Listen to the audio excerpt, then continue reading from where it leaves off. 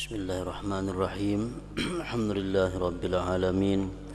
Wassalatu wassalamu ala asyrafil anbiya wal mursalin sayyidina wa maulana Muhammadin wa ala alihi wa ashabihi ajmain. Qala al-musannifu rahimahullah wa nafa'ana bi ulumihi fid dharain amin. Adab-adab bangun daripada tidur.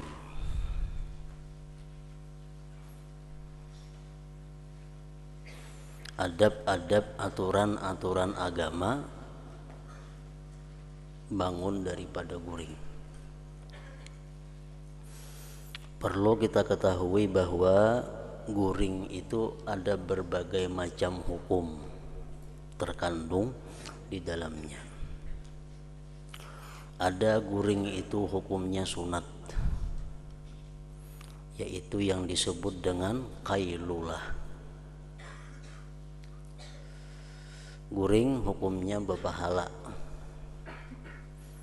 apabila guring itu waktunya sekitar pukul 11 sampai jam 12 siang. Itu disebut ngarannya naumul qailulah. Karena guring pada saat itu adalah untuk memudahkan dan membantu untuk beribadah di tengah malam. Ada guring nang hukumnya makruh, seperti guring imbah sembahyang subuh, guring imbah sembahyang asar,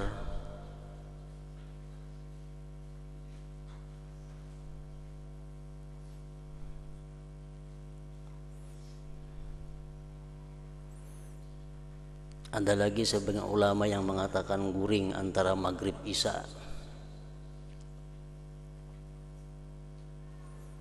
Nah, guring-guring yang seperti itu waktu dimakruhkan karena mengakibatkan sesuatu yang tidak baik.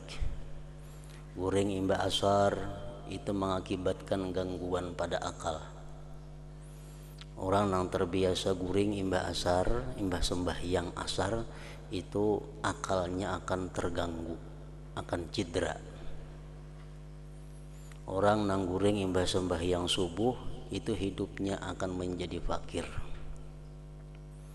Orang yang guring antara maghrib dan isya, dia meninggalkan keutamaan ibadah yang besar di waktu itu antara maghrib dan isya.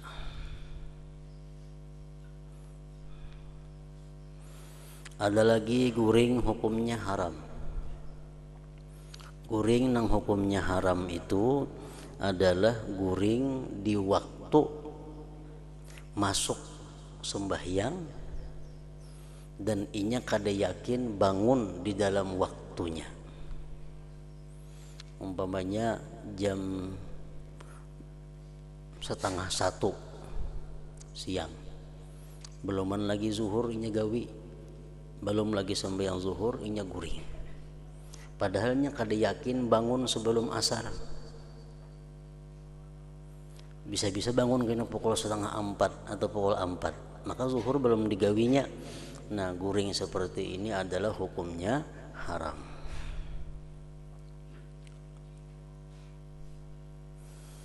Dan ada juga guring yang hukumnya boleh, yaitu guring seperti biasa, yang selain daripada disebutkan tadi.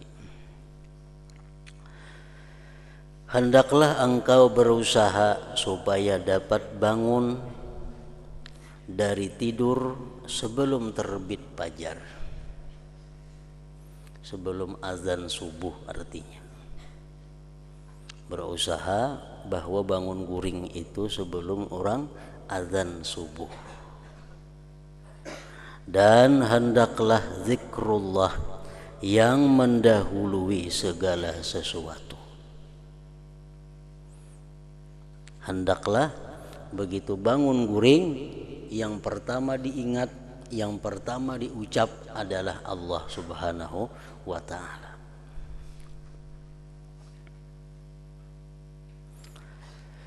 Dan hendaklah zikrullah yang mendahului segala sesuatu, yaitu di hatimu atau di lidahmu, dan bacalah doa ketika itu bangun guring tadi. Sebagaimana kita menutup jaga kita dengan doa, dengan zikrullah, bangun daripada guring pun hendaknya kita mulai dengan zikrullah. Kita hendak guring disuruh membaca macam-macam banyak ayat-ayat Quran. Ya sekurang-kurangnya doa bismikallahumma ahya wa amut umpamanya. Itu paling kada itu. Nah karena bangun guring pun dituntut demikian. Di antara lain doanya adalah alhamdulillahilladzi ahyana ba'da ma amatana wa ilaihin nusyur. Itu sekurang-kurangnya. Bangun guring, jangan mengucap apa-apa, jangan mengingat apa-apa. Hendaklah pertama yang keluar dari mulut kita, alhamdulillahilladzi ahyana ba'da ma amatana wa ilaihin nusyur. Artinya apa? Segala puji bagi Allah, Tuhan yang menghidupkan kami setelah mematikan kami, dan kepadanya kita akan kembali. Nah itu artinya alhamdulillahilladzi ahyana ba'da ma amatana wa ilaihin nusyur. Nah itu artinya. Lebih baik lagi kalau kawa disambung dengan tambahan-tambahan di bawah ini. Wal azamatu asbahna wa asbahal mulku lillah, wal azamatu was sultanu lillah, wal izzatu wal qudratu lillahi rabbil alamin. Asbahna ala fitratil islam wa ala kalimatil ikhlas wa ala dini nabiyyina Muhammadin sallallahu alaihi wasallam wa ala millati abina Ibrahim hanifan muslima wa ma kana minal musyrikin. Artinya telah berpagi-pagi kami dan telah berpagi-pagi segala kerajaan itu bagi Allah.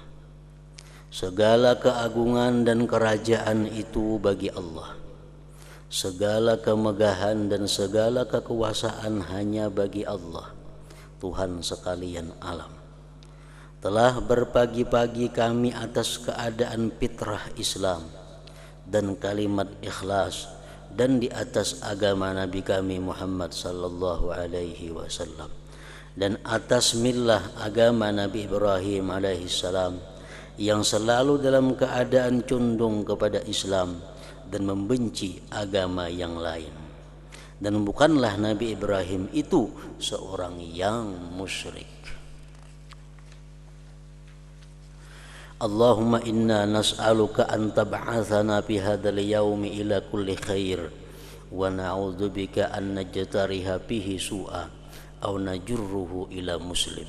Allahumma bika asbahna wa bika amsayna wa bika nahya wa bika namut wa ilaikan nusyur wa nas'aluka khaira hadzal yaum wa khaira ma fihi wa na'udzubika min syarri hadzal yaum wa syarra ma fihi. Itu bacaan doa sesudah bangun guring nang sepanjangnya. Wahai Tuhan, kami meminta kepadamu supaya Engkau bangunkan kami pada hari ini untuk dapat melakukan segala kebaikan, dan kami berlindung denganmu daripada melakukan sebarang kejahatan atau mengenakannya kepada orang Islam yang lain. Ya Allah, denganmu kami berpagi-pagi, dan denganmu kami berpetang-petang, dan denganmu kami hidup, dan denganmu kami mati, dan kepadamu kami akan dikembalikan. Kami memohon kepadamu akan kebaikan hari ini dan segala kebaikan yang ada di dalamnya, dan kami berlindung denganmu daripada kejahatan hari ini dan segala kejahatan yang ada di dalamnya. Nah, itu makna daripada doa yang dibaca tadi. Apabila engkau memakai pakaianmu, maka hendaklah engkau niatkan dengannya menjunjung perintah Allah pada menutup auratmu. bangun guring, habis bacaan ini kita pasti mengambil pakaian. Nah, mengenakan pakaian itu supaya dapat pahala, berniat menjunjung perintah Allah Subhanahu wa taala untuk menutup aurat. Nah, jadi berpakaian, betapi berbaju dapat pahala. Karena niatnya adalah menjunjung perintah Allah. Dan janganlah engkau berniat dengan berpakaian itu untuk menunjuk-nunjuk kepada makhluk, untuk riya kepada makhluk artinya. Kalau begitu engkau akan mendapat kerugian.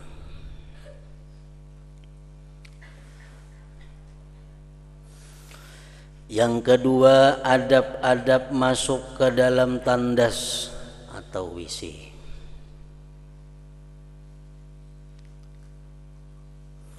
Apabila engkau mau masuk ke dalam tandas untuk menunaikan hajatmu, maka dahulukanlah kakimu yang kiri.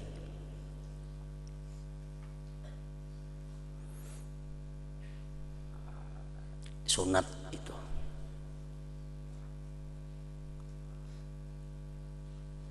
Dan hikmahnya adalah membawa kepada hidup kaya.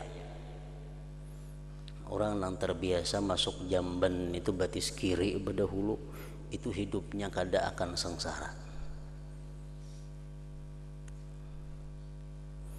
Apabila engkau mau masuk ke dalam jamban tandas untuk menunaikan hajatmu, maka dahulukanlah kakimu yang kiri.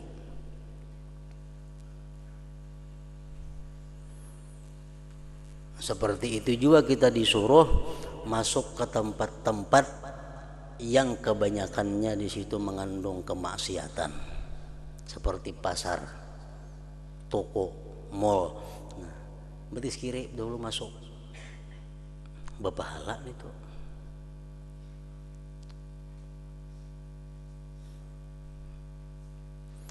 Dan dahulukan pula kakimu yang kanan ketika engkau keluar daripadanya. Pepalingan masjid, pepalingan majelis taklim, pepalingan daripada rumah-rumah ulama. Kalau kita masuk, pepalingannya WC berdahulu batis kanan, karena keluar berdahulu batis kiri. Kalau jamban berdahulu kiri masuk, keluar berdahulu kanan.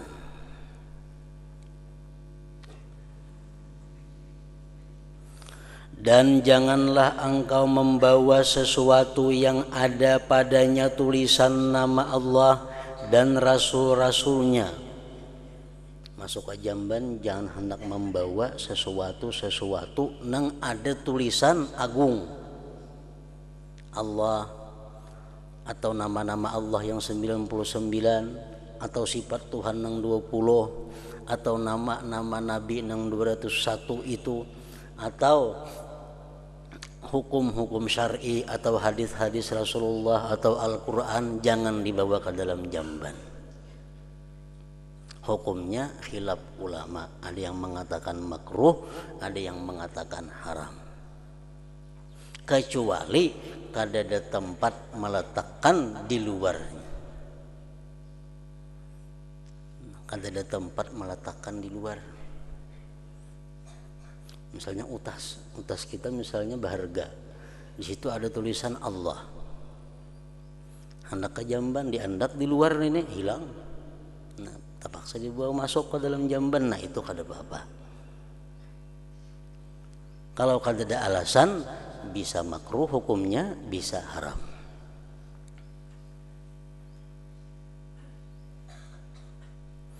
Dan jangan pula masuk ke dalam tandas dengan keadaan tidak menutup kepala. Sunat.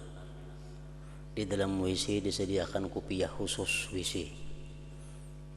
Jadi masuk ke jamban berkupiah. Atau tidak berkasut, kada bersandal. Jangan juga, artinya mesti memakai sandal. Dan baca olehmu ketika hendak masuk ke dalam tandas itu, Bismillah, a'udzubillah minar rijsin najis al-khabithil mukhbis asyaitanir rajim. Artinya dengan nama Allah, aku berlindung dengan Allah daripada kekotoran najis yang keji, yang jahat, lagi suka menyuruh orang lain membuat kejahatan, yaitu syaitan yang terkutuk. Berbeda dengan nang biasa kita baca. Nang biasa kita baca itu sudah cukup aja. Bismillah, Allahumma inni a'udzubika minal khubuthi wal khaba'is. Nah, itu cukup. Cuma di kitab sini nang ini bacaannya, di kitab lain yang macam nang biasa kita itu. Nang penting masuk ke dalam jamban itu, sebelumnya kita masuk, kita berdoa kepada Allah agar dilindungi daripada kejahatan-kejahatan syaitan yang terkutuk. Kenapa? Karena di dalam jamban itu termasuk di antara sekian rumah syaitan. Dalam jamban itu biasanya timbul geritik-geritik hati nang kada baik. Dalam jamban akan timbul godaan-godaan syaitan untuk berbuat maksiat. Nah, supaya terhindar daripada itu, hendaknya kita berbacaan masuk. Bismillah, Allahumma inni a'udzubika minal khubuthi wal khaba'is. Aku berlindung ya Allah dengan Engkau daripada godaan syaitan yang laki-laki ataupun syaitan-syaitan yang perempuan.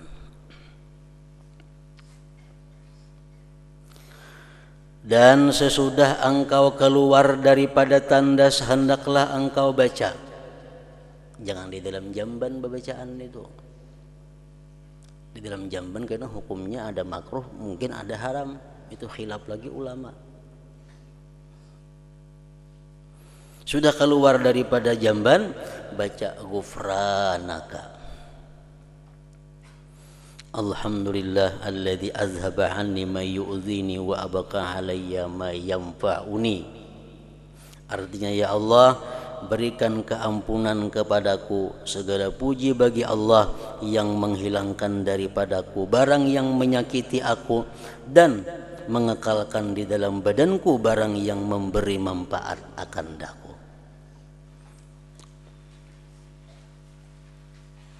Bacaannya macam itu di kitab sini. Ada kita rajin lain kayak ini kalau sama aja juga. Alhamdulillah azhaba anni aza wa afani. Ghufranaka artinya apa?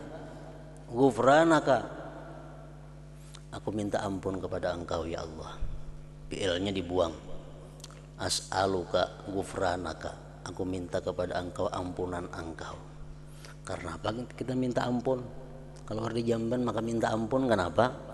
Karena dalam jamban tadi kita membuka aurat kita. Walaupun itu kada berdosa, cuma itu dianggap kita sudah kurang adab dengan Allah Subhanahu wa taala. Lalu kita minta ampun. Nah, ghufranaka alhamdulillah alladzi azhaba 'annil adza wa 'afani.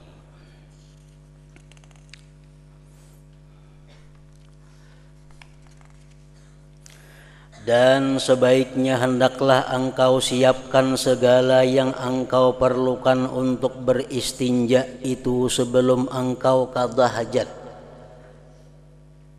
Itu sudah nyata. Sebelum kita masuk jamban, siapakan dulu banyunya segala macamnya. Jangan tuntung cari banyu kena abud. Jadi punya ada keran, dibuka dulu kerannya, bebanyu kada. Bila kada bebanyu kerannya, mencari banyu dahulu hanyar. Sebaiknya hendaklah engkau siapkan segala yang engkau perlukan untuk beristinja itu sebelum engkau qadha hajat. Dan jangan engkau beristinja dengan air di tempat qadha hajat. Nah, ini kita kada kau memakai. Amun kita nang bebisi macam kayak nang ada-ada nih. Kenapa? Karena kita berbasuh di tempat di mana kita qadha hajat. Nah, otomatis risikonya apa?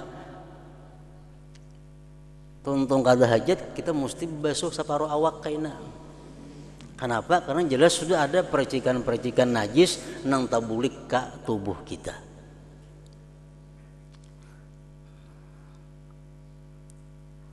Karena kita babasuh di tempat kita, di situ qada hajat. Nah mestinya jakanya kawa itu kita itu babasuh di lain tempat qada hajat. Namun di sungai Batang Banyu udah jadi masalah, larut nih tuh.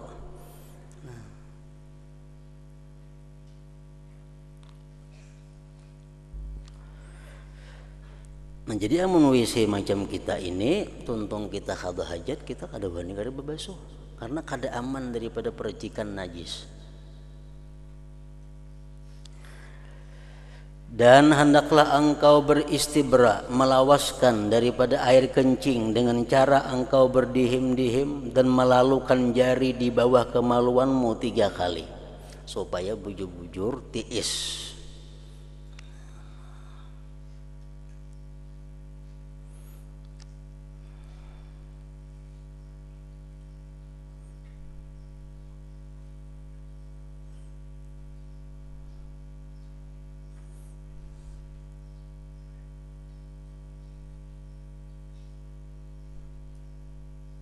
Istinja hukumnya ada 3 macam hukum. Pertama, istinja hukumnya wajib. Seperti orang bakameh atau bahira, itu wajib. Ada istinja nang sunat, seperti orang yang keluar mani, karena itu kada najis, sunat saja nya babasuh. Ada istinja nang makruh, bakantut babasuh, itu makruh.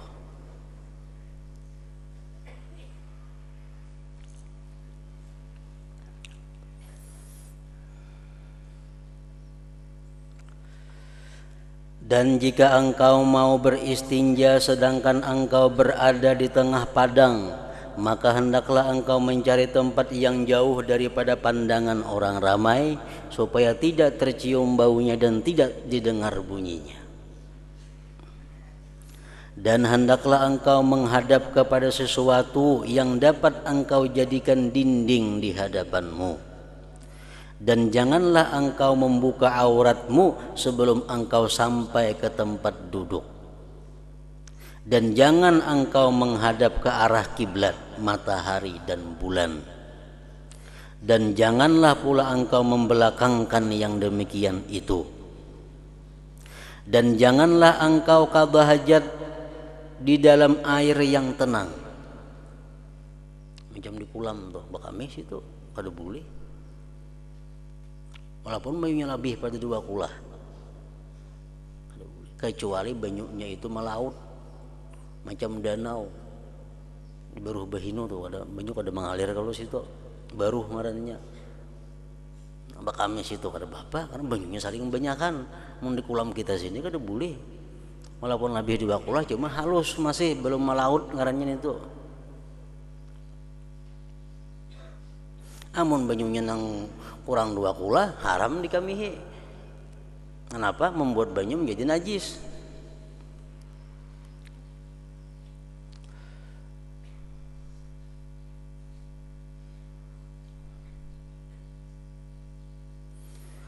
Dan janganlah engkau qada hajat di dalam air yang tenang atau di bawah pokok pohon yang berbuah, walaupun kada parahatan berbuah. Di bawah pohon mangga, di bawah pohon rambutan, di bawah pohon jambu, bawah pohon pisang, jangan, dilarang. Mun pohonnya kada berbuah, kada apa-apa dikamihi di bawahnya itu.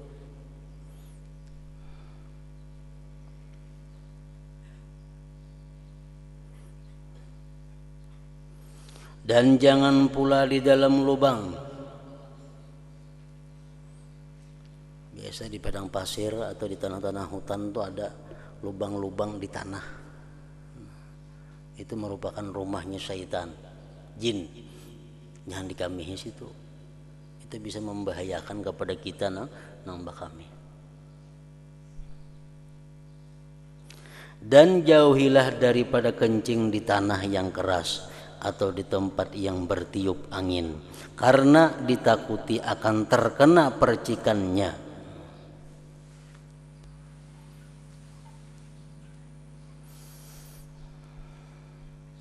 Seperti sabda Rasulullah sallallahu alaihi wasallam, inna ammata azabil qabri minhu, artinya sesungguhnya kebanyakan siksa kubur adalah berpuncak daripadanya, yakni dari sebab tidak berhati-hati dalam bersuci daripada najis. Jadi istinja kita mesti di panangahan andaknya, iktisar artinya itu nang bujur. Jangan sampai ifrat atau tafrid. Tafrid pembarang kami, kada hati-hati itu berbahaya. Karena kebanyakan azab kubur dari situ timbulnya. Makami itu pembarang. Kada tahu percikannya kemana-mana, kada tahu makami habis. Nah, itu tafrid ngarannya. Dan jangan sampai juga ifrat. Ifrat itu melampau batas. Ini waswis kena jadinya. Bakami namusnya banyu cukup setengah liter, nya 2-3 gayung bebasuh. Setengah kepala lah percikannya, atau awak lah, padahal saling jauhan kadang mungkin sampai ke kepala percikannya, cuma asa ada di kepala. Nah, itu ifrat ngarannya. Jadi yang benar di mana iktisad, tengah, jangan pembarang, jangan kaliwatan. Dan hendaklah engkau duduk ketika qada hajat itu dengan memberatkan sebelah kakimu yang kiri, supaya lebih mudah keluar najis. Jadi waktu kita duduk qada hajat itu, batis kiri nang berperan menupang awak, menupang tubuh, beratakan ke sebelah batis kiri supaya mudah, supaya lakas keluar najis.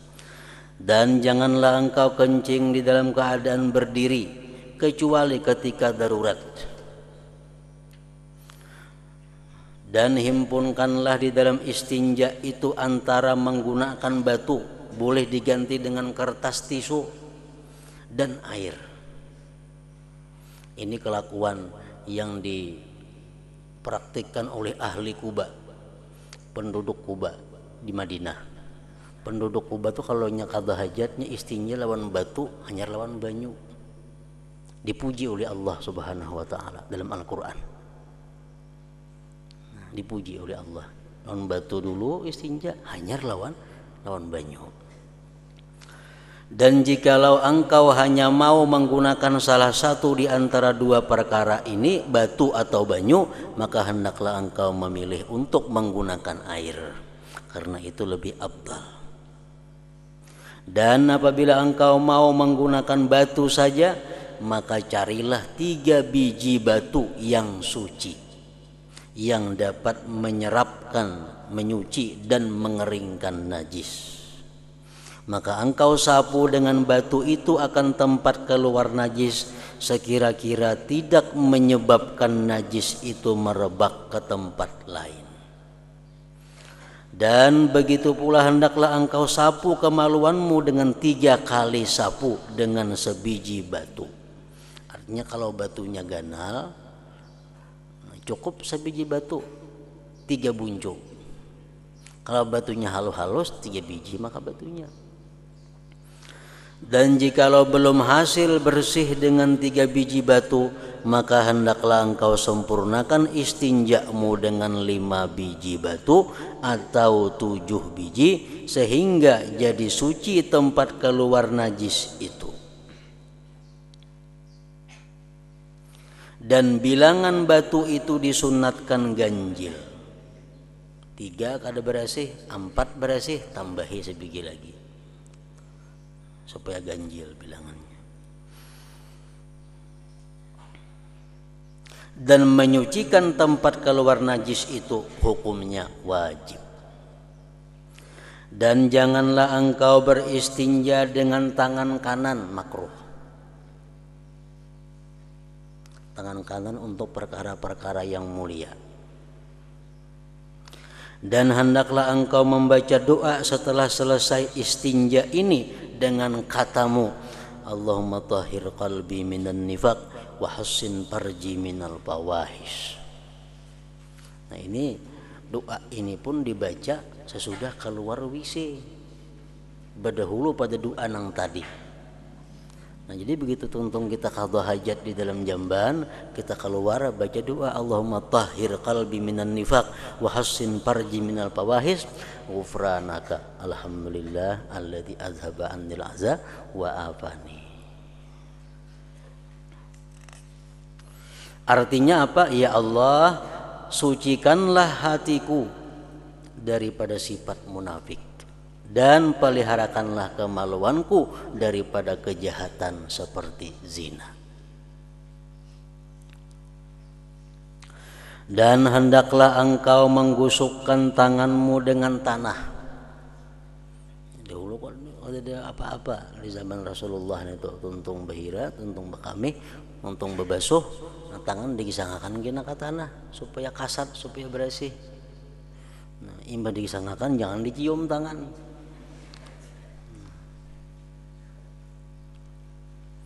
Jadi mencium tangan imbah bebasuh itu kada disuruh dan kada dianjurkan. Metuntung bebasuh besabun habis lagi jangan dicium tangan seorang. Dan hendaklah engkau menggusukkan tanganmu dengan tanah atau dinding nang kasat, atau dengan sabun. Wah ini lawan sabun. Setelah selesai daripada istinja, kemudian lalu engkau membasuh akan tanganmu itu. Nah, hingga situ dulu. Yang ketiga, adab-adab mengenai berwudu, mengambil air sembahyang. Kayak apa cara supaya wudu itu menjadi wudu yang sempurna sesuai dengan perintah Nabi, asbighil wudu, sempurnakan wudu. Kayak apa cara-cara supaya dapat wudu yang sempurna? Nah, mesti memakai adab-adabnya. Hadratin Nabi sallallahu alaihi wasallam. Al-Fatihah. Bismillahirrahmanirrahim. Iyyaka na'budu wa iyyaka nasta'in. Ihdinas siratal mustaqim. Bismillahirrahmanirrahim. Alhamdulillah rabbil alamin. Wa shalli wa sallim ala sayyidina Muhammad wa alihi wa sahbihi ajmain. Allahumma ighfir lana ma akhtana wa ma tahammadna wa ma asrarna wa ma a'lanna wa ma asrafna wa ma anta a'lam bihi minna. Antal muqaddim wa antal muakhir, la ilaha illa anta. Allahumma ja'al jam'ana hadha jam'an maghfura wa tafarruqana min ba'di tafarruqan ma'suma. Sallallahu ala sayyidina Muhammad wa alihi wa sallam.